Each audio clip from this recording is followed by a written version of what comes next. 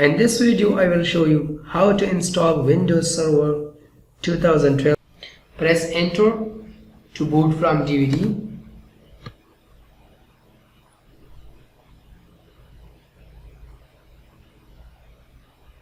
Take the defaults on the language screen and click Next. Click Install Now on the install screen.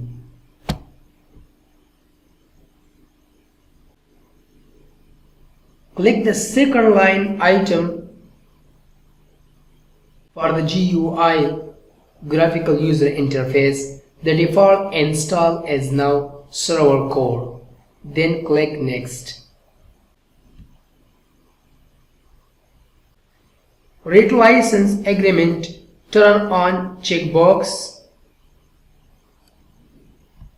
I accept the license terms and then click on Next.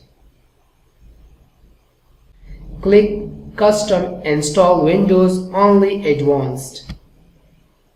The disk you are using should be listed. If not, you will need to load driver. Select the disk you will be installing on.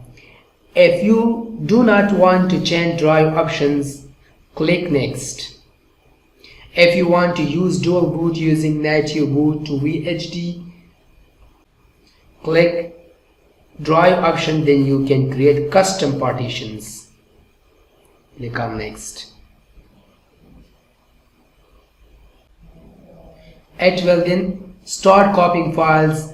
This will take a while. Could be 20 minutes or so depending on hardware performance. It will reboot a couple times automatically. After the first reboot, it will no longer be running off of the DVD. In the password box, enter a new password for this computer. It must meet complexity requirements. Re-enter password in the second password box.